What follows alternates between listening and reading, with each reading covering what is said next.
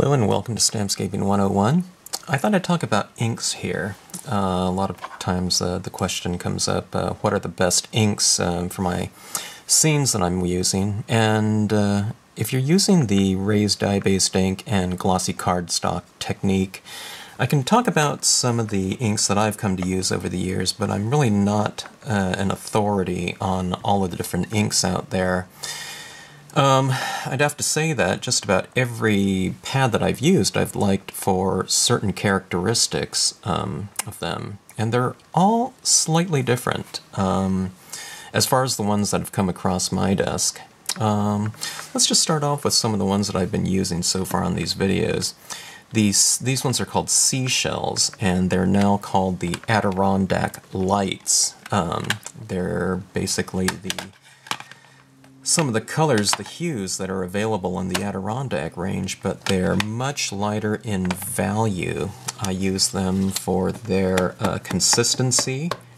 The Ranger inks, like the Distress inks and the Adirondacks, the Adirondack Lights, to me they're all fairly thick in terms of their consistency, so they allow me to lay some colors down and to blend them out without it setting up so fast that I keep getting, the shapes of, whatever applicator I'm using fixed into the card before I can kind of spread it out nice and evenly.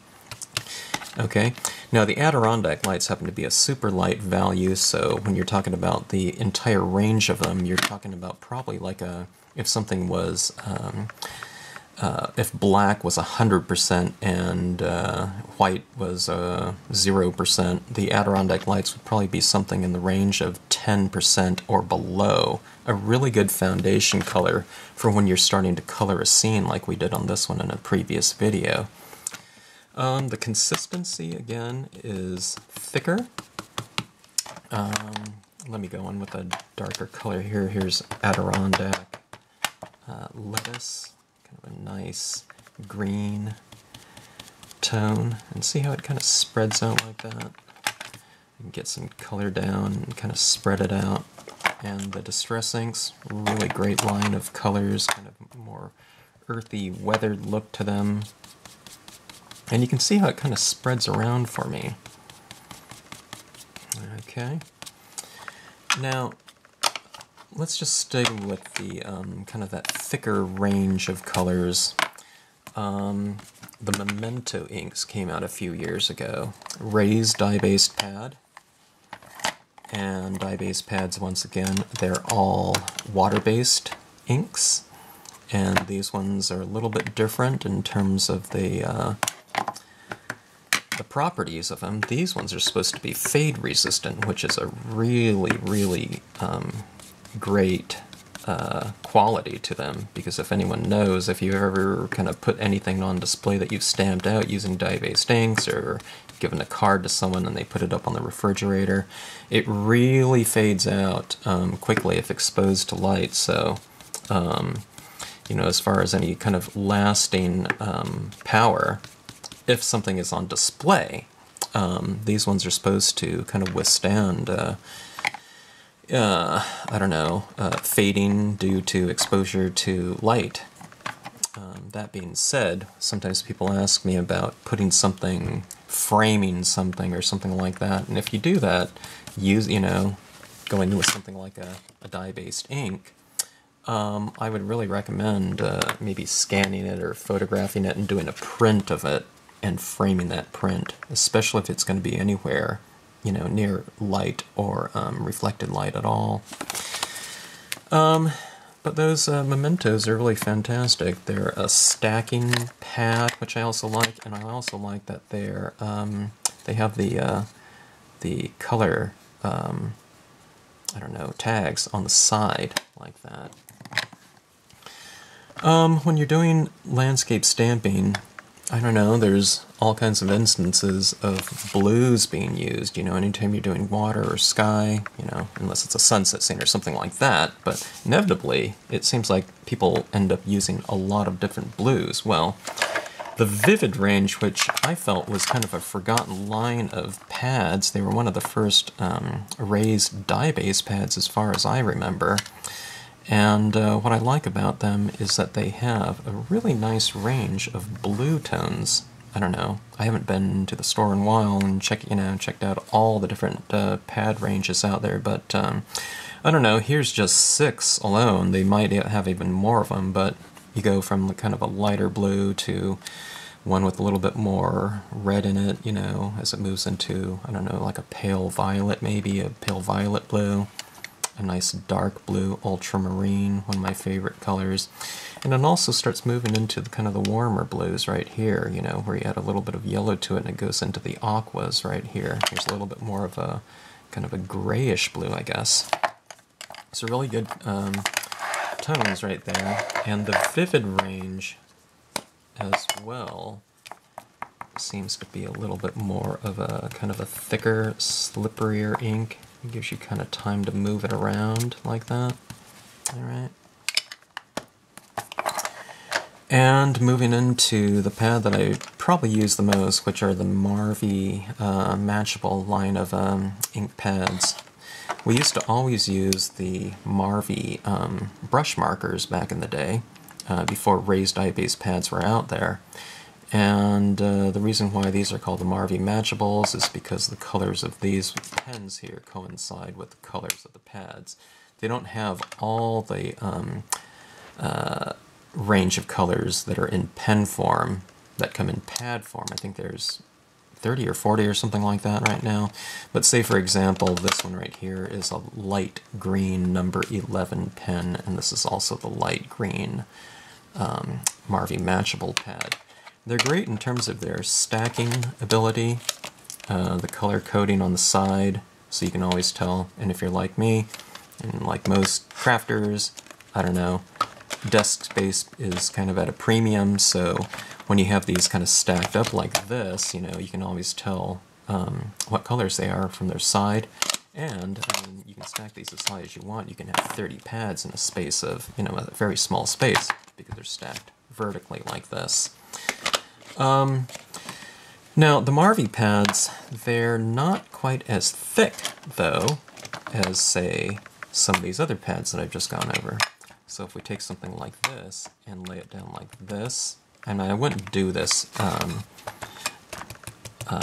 if I was inking up a scene, but you can see that right there has been laid down, and it's set for the most part, okay? I can't really move that around, and that's not necessarily a bad thing, though, because if you start off with these thicker inks on a scene like this, and this one I used about 4 different colors, if you go through about 4 different colors, or, you know, of any combination of these thicker inks right here, by the time you get to maybe the 3rd, 4th, 5th color or something like that, these other thicker inks aren't setting up as fast. So what you have is a super saturated cardstock. The pulp of the paper is probably fairly wet, but it's also not absorbing into the paper as fast. So what you have is a real thick layer of moist ink on the surface of a card, and then if you're trying to add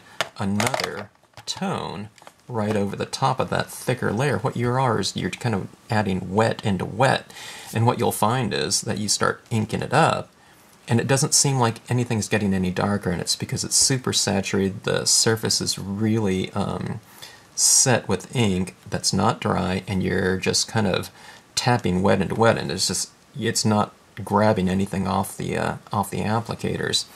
So I think a good combination as far as this technique goes is to start off with something that's a little bit thicker in terms of these inks right here, and then moving into a thinner ink that's going to penetrate that surface and stay on the surface and set up a little bit faster. So these ones are ideal candidates for kind of, you know, your 3rd or 4th layer of colors, I believe, you know, when you're doing something like this. And you know, that being said, if you only had some of these thicker inks, what you can do is potentially let it set up a little bit in between layers. I know that's kind of a hassle, you know, because you don't want to have to walk away and come back. You might be able to heat set it a little bit, you know, most people have heat guns or something like that. And just set it a little bit. You don't want to have, you know, you don't have to dry it completely. In fact, I wouldn't recommend that, but just to get it set up a little bit. you know, if you're going through just all layers of the thicker types of brands of inks, you can do something like that. And last but not least, your black pad. There's all kinds of people that, all different types of pads out there, and people seem to have their favorite black pad that they use to stamp out their imagery. Ideally, you want something that's going to give you nice, crisp, and black impressions. If there's one thing that I've seen from people's scenes before that occasionally, you know, I would make a recommendation as far as technique or media goes, is sometimes I've seen some black pads that when they stamp it out, it doesn't seem to be so black. It seems to be some version of gray. It might be kind of more along the lines of a 70%. So if you're doing something like this, you know, where you've moved into really dark tones, you know, it was using a lot of these Marvy inks right here going into one of the darker blues, which is a Prussian blue, and I've even added black on the outside edge. But, I mean, if you have something like this, you want that imagery that you've stamped out to hold up against all these different tones that you're laying down in there.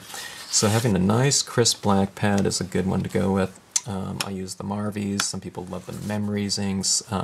Some people might be using even something like a Stays-On ink or a watercolor pad, so that when they stamp this out, sometimes people, I don't know, maybe if you're in an area that has super high humidity or something like that in the air, maybe your black ink after you stamp out your images aren't drying as fast. So sometimes when people start laying down their inks after they stamp the image and they start tapping it down or spreading some ink on here, they end up blurring or smudging the initial impression of the landscaped objects, and you know, where it hasn't dried fast enough. Or even when it's dried, sometimes people have, you know, they start blending it around and oops, they see a smear of black ink even after it was kind of dry.